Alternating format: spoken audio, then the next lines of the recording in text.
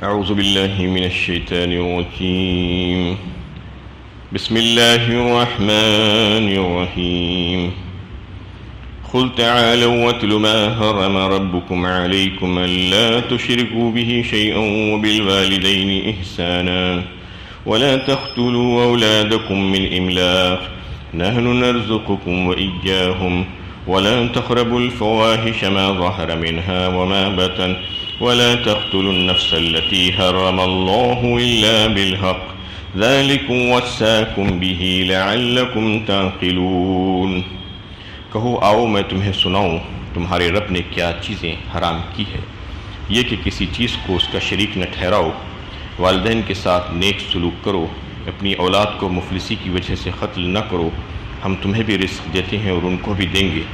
بے حیائی کی باتوں کے قریب بھی نہ جاؤ، خواہ وہ کھلی ہو یا چھپی، اور کسی جان کو جسے اللہ نے حرام ٹھہرایا ہے قتل نہ کرو،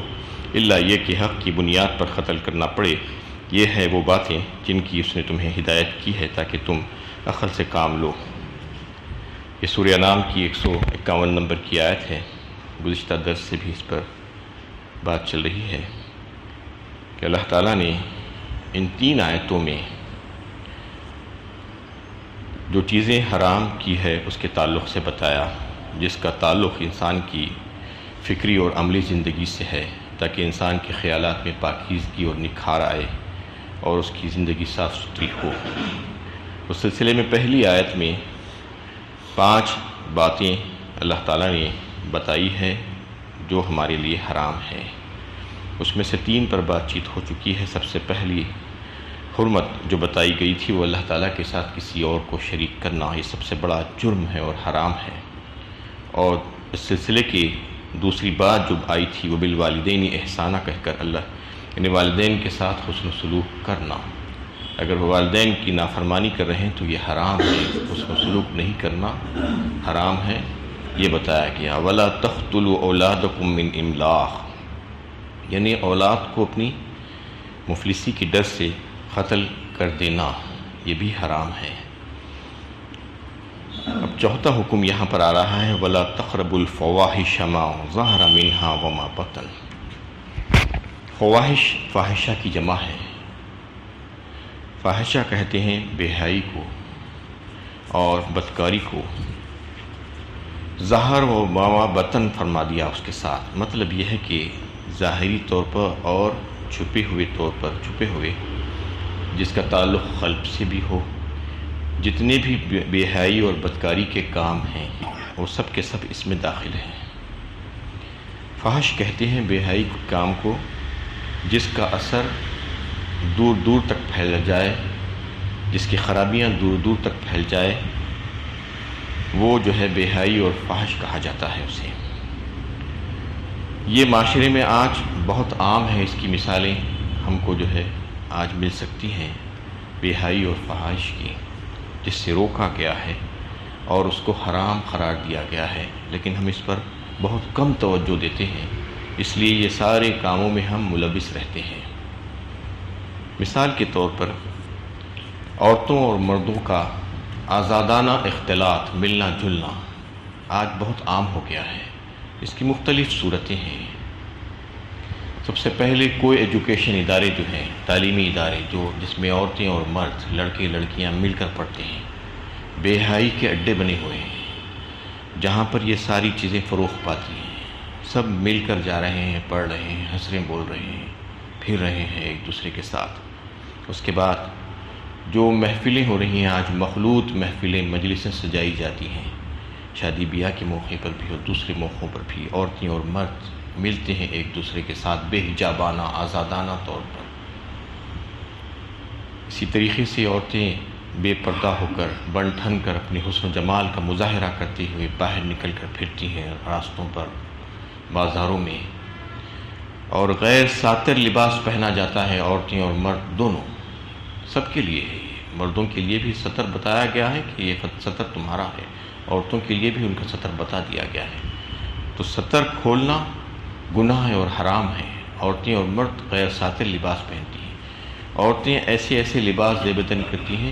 کہ انتہائی چست و تنگ لباس، جس کے پہننے کے بعد بھی ان کے جسم کی ساخت پوری کی پوری نظر آنے لگتی ہے، اور گھروں کے اندر آزادانہ طور پر لوگوں کا آنا جانا، اور جنہیں ایسے لوگوں کا جو ہے ان سے جو ہے محرم نہیں ہیں، نامحرم جو لوگ ہیں ان کا آنا جانا، اور اس کو بالکل اس کا خیال ہی نہیں کیا جاتا، جیسا کہ بہنوئی ہے، ننندوئی ہے، یا کزنز جسے کہا جاتا ہے، خالہ زاد، پھوپھی زاد، چچا زاد بھائی جو ہے، یا دیور یا جیٹھ، یہ سب لوگوں کا بالکل آزادانہ آنا جانا ہوتا ہے گھروں میں، اور ان کے ساتھ بیٹھنا، ہنسی مذاق کرنا، دل لگی کرنا، بات چیت کرنا بالکل عام ہے۔ یہ سب کے سب چیزیں فحش اور بے حیائی میں داخل ہے، یہ حرام ہے، اس کے تعلق سے سمجھ لینا چاہیے، اس کو اللہ تعالیٰ نے بیان فرمایا ہے۔ یہ ساری چیزیں انہیں حرام ہے اور فحش اور بے حیائی ہے، اس کی طرف لے جاتی ہے ان تمام چیزوں کو۔ اسی طریقے سے محفلوں میں سج دھج کر جانا، اور پھر وہاں پر بے حیائی کے ایسے ایسے کام، فوٹوگرافی اور ویڈیوگرافی آج جو ہو رہی ہے، اس کے ذریعے سے عورتوں کی فوٹوگرافی اور ویڈیوگرافی کی جاتی ہے مختلف زاویوں سے، اور پھر اس کے سی ڈیز ڈی وی ڈیز بنا کر رشتہ داروں اور دوستوں میں تقسیم کر دیے جاتے ہیں۔ وہ ہر مقام پر بیٹھ کر اپنے اپنے گھروں میں اندر مشاہدہ کرتے ہیں عورتوں کا، نامحرم عورتوں کو دیکھتے ہیں، زوم کر کر کے دیکھتے ہیں، اس پر کمنٹس پاس کرتے ہیں۔ یہ سب کے سب بے حیائی کے کام ہے، ایسے کاموں سے اپنے آپ کو روکنا چاہیے، بچا لینا چاہیے۔ اور گھروں میں آج جو سب سے بڑی بیماری ہے وہ TVs, LCDs, LEDs, music systems, اور نہ جانے کیا کیا چیزیں آج کل آ گئی ہیں، ہوم تھیٹر، جس کے ذریعے سے فحاشی اور بے حیائی کا جو ہے فروغ ہو رہا ہے۔ اسمارٹ فون، انٹرنیٹ، یہ ساری چیزیں بے حیائی کو فروغ دے رہی ہیں آج، اور فلمیں اور سیریلز کے ناموں پر بے حیائی کے ایسے ایسے مظاہرے ہوتے ہیں جو سب مل کر، یعنی فیملی کے لوگ بیٹھ کر دیکھتے ہیں، ماں باپ بچے سب، یہ سارے بے حیائی کے مظاہرے ہوتے رہتے ہیں۔ شادی بیاہ کے موقع پر بھی جو ہے مختلف قسم کے بے حیائی کے مظاہرے، گانا بجانا، ناچنا کودنا، اور جو ہے رقص کرنا، اور اس قسم کے مختلف کام، جو ڈی جے بجانا، میوزک بجانا، یا جو ہے گانے بجانے کی محفلیں سجانا، آتش بازی، یہ ساری چیزیں، اور بیہودہ قسم کی ایسی ایسی رسومات جن میں بے حیائی کو جو ہے فروغ ملتا ہے، یہ سارے کام آج ہمارے مسلم معاشرے میں بھی ہو رہے ہیں، لیکن ہم اس سے غافل ہیں، اور ہم کو سمجھ میں نہیں آ رہا ہے کہ یہ فحش اور بے حیائی کے کام ہیں۔ یہ سارے کے سارے کام بے حیائی کے ہیں، اس کو اللہ تعالیٰ نے اس آیت کی روح سے حرام قرار دیا ہے۔ اس سے اپنے آپ کو اگر نہیں بچائیں گے تو سخت ترین وعیدیں ہیں ان لوگوں کے لیے، سخت جو ہے گڑبڑ ہے ان کے لیے۔ تو یہ ساری باتوں کے تعلق سے فرمایا گیا وَلَا تَقْرَبُوا الْفَوَاحِشَ مَا ظَهَرَ مِنْهَا وَمَا بَطَنَ۔ ظاہری طور پر بھی جو بے حیائی کے کام ہیں، جو علل اعلان کیے جاتے ہیں، ڈنکے کی چوٹ پہ جسے کہا جاتا ہے، کسی کی کوئی پرواہ نہیں، ہم جو چاہے کریں گے، اور یہ سمجھتے ہیں کہ یہ تو کوئی ایسا خراب کام نہیں ہے، بے حیائی کا کام نہیں ہے، تو اعلان کر کے ظاہری طور پر بھی اپنے ہاتھ اور پیر کو استعمال کر کے بھی، اور ظاہر کر کے بھی، اور چھپا کر بھی، وما بطن، جتنے بھی ایسے کام ہیں، چھپا کر کے مطلب یہ کہ اندر بیٹھ کر، گھروں میں بیٹھ کر ایسے ایسے کام کرنا، یا جو ہے کسی کی نظر میں آئے بغیر ایسے کام کرنا، عورتوں کو دیکھنا، ان کو ہاتھ لگانا، چھونے کی کوشش کرنا، ان کے تعلق سے گندے خیالات دل میں لانا، یہ سب کے سب جو ہے باطنی بے حیائی کے کام ہیں۔ ان تمام کاموں سے روکا گیا ہے، یعنی بے حیائی کی باتیں نہ صرف کرنا بلکہ کام نہیں کرنا، باتیں بھی نہیں کرنا، اس میں زنا، بدکاری، برہنگی، اریاں تصویریں، فلم دیکھنا، میگزینس پڑھنا، عشق لانا، جنسی ہیجان پیدا کرنے والے جو ہے گانے سننا، یا اس قسم کی بہت سی ایسی چیزیں آج انسان کو بڑی آسانی سے دستیاب ہے، وہ تمام چیزوں کو جو ہے دیکھنا اور اس کو استعمال کرنا، یہ سب کے سب جو ہے بے حیائی کے کاموں میں شامل ہے۔ اور بے حیائی کی باتوں کے ارتکاب ہی کی ممانعت نہیں کی گئی ہے، بلکہ اس کے پاس بھی پھٹکنے سے منع کیا گیا ہے۔ آپ دیکھیے کہ اسلام کا جو مزاج ہے، جو اسلوب ہے قرآن کا، ولا تقربوا کہہ کر جو ہے بتایا گیا ہے، یعنی کہیں پر جو ہے یہ جو برے برے کام ہیں جس کا اثر دور دور تک پھیل جاتا ہے، اس کے تعلق سے یہ نہیں کہا کہ ولا تفعلوا ولا تعملوا نہیں کہا، ولا تقربوا الفواحش ولا تقربوا الزنا، قریب بھی مت جاؤ کہا، یعنی اس کے مقدمات بھی مت کرو، اس کے اسباب کو بھی اختیار مت کرو، اس کے دروازے کے قریب بھی مت جاؤ، اس کے راستوں پر بھی مت جاؤ۔ اگر تم وہاں پر چلے جاؤ گے تو پھر اندر چلے جانا بڑا آسان ہو جائے گا، اس لیے تقربوا ولا تقربوا کہہ کر روکا گیا، یعنی نہ کرو نہیں بلکہ کرنے کے قریب بھی مت جاؤ، ان چیزوں کے قریب بھی مت جاؤ، یہ کہہ کر اس سے روک دیا گیا، یعنی اس کے جو محرکات ہیں اور اس کی جو ترغیب دلانے والی جو چیزیں ہیں اس سے بھی اپنے آپ کو بچا لینا چاہیے، اور اس معاملے میں ایسا محتاط ہونا چاہیے کہ اس گناہ کے ظاہر ہی نہیں باطن بھی پاک رہے، اپنے نفس پر گرفت ایسی مضبوط کر لینا چاہیے کہ برے خیالات کی پرورش ہی نہ پا سکے، کیونکہ ایسے مقامات سے اپنے آپ کو روک لیں گے اور ایسی چیزوں سے اپنے آپ کو بچا لیں گے تو پھر وہ خیالات ہی دل میں پیدا نہیں ہوں گے، وہ چیزوں کا مشاہدہ نہیں کریں گے، آپ دیکھیں گے نہیں تو پھر اس کو کرنے کی جو ہے خواہش دل میں پیدا نہیں ہوگی۔ یہی چاہتا ہے اسلام چاہتا ہے کہ ایسی چیزوں کے قریب بھی مت جاؤ، قریب جاؤ گے تو آگ میں جل جاؤ گے، اپنے ہاتھ جلا لو گے، اس لیے کہ وہاں پر جانا تمہارے خطرے سے خالی نہیں ہے۔ بے حیائی کے تصور سے دل لذت حاصل نہ کر سکے، یہ ہمارا جو ہے طریقہ کار ہونا چاہیے، یعنی بے حیائی نہیں کرنا نہیں بلکہ بے حیائی کا تصور بھی نہیں کرنا، اور تصور کر کے بھی لذت حاصل نہیں کرنا۔ بے حیائی کا یہی چھپا پہلو ہے جس پر اس آیت میں متنبہ کیا گیا ہے۔ امام رازی نے اس آیت کی تفسیر میں بڑی اہم بات بتائی ہے کہ انسان جب ظاہر میں گناہ سے بچتا ہے لیکن باطن میں نہیں بچتا تو اس کا مطلب کیا ہوتا ہے، یعنی ظاہر سے بچنے کا مطلب یہ ہے کہ لوگ دیکھ رہے ہیں کہہ کر سوچ کر اپنے آپ کو بچا لیتا ہے بہت سے گناہوں سے، لیکن باطن میں نہیں بچ پاتا، اندر بیٹھ کر ایسے کام کرتا ہے، لوگوں سے چھپ کر بند کمروں میں ایسے کام کر لیتا ہے جس سے اس کو جو ہے لوگ نہ دیکھ رہے ہو تو وہ لوگوں سے ڈر کر روک رہا ہے، مطلب یہ ہے۔ تو اس میں یہ بتا رہے ہیں کہ یہ چیز باطل ہے، کیونکہ جس کے نزدیک لوگوں کی مذمت، لوگوں کا ڈر اتنا ہے کہ اللہ کے ڈر سے بھی زیادہ ہو گیا اس کا، تو پھر اس کا وہ بچنا بیکار ہے، یعنی وہ جو ظاہر سے جو بچ رہا ہے تو باطن سے اصل بچنا ہے، باطن سے اگر بچ گیا تو پھر ظاہر سے بھی بچے گا، کیونکہ لوگوں کا ڈر تو بہت دور کی بات ہے، پہلے اللہ سے ڈرنا چاہیے۔ اللہ سے اگر ڈرے گا تو پھر چھپے ہوئے بھی جو بے حیائی کے کام ہے اس سے بھی اپنے آپ کو بچا لے گا، بند کمروں میں بھی اپنے آپ کو بچا لے گا۔ آج ایسی چیزیں مہیا ہے انسان کو کہ گھر میں بیٹھ کر، اندر بیٹھ کر کیا کیا کر سکتا ہے انسان، کسی کو پتہ ہی نہیں چلتا۔ تو وہ بچنے کے لیے صرف تقویٰ، اللہ کا ڈر، اللہ سے جو ہے یہ سمجھنا کہ اللہ تعالیٰ نے ان چیزوں سے مجھے منع کیا ہے، روکا ہے، یہ سوچ کر اگر وہ اس سے بچ جائے گا تو پھر ظاہر سے بچنا بہت آسان ہو جائے گا۔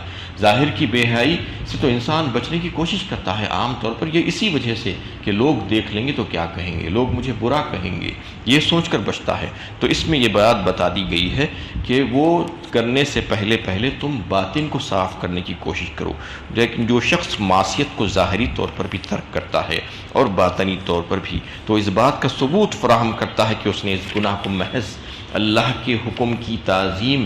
کرتے ہوئے، عذاب کے خوف سے اور اللہ تعالیٰ کی عبودیت سے رغبت کی بنا پر ترک کیا ہے، یعنی باطن کو ترک کر دینا، اس کے بعد پھر ظاہر کو بھی ترک کر دینا، صرف ظاہر کو ترک کر دینے سے کام نہیں چلنے والا ہے، اس میں یہ بات واضح کر دی گئی ہے۔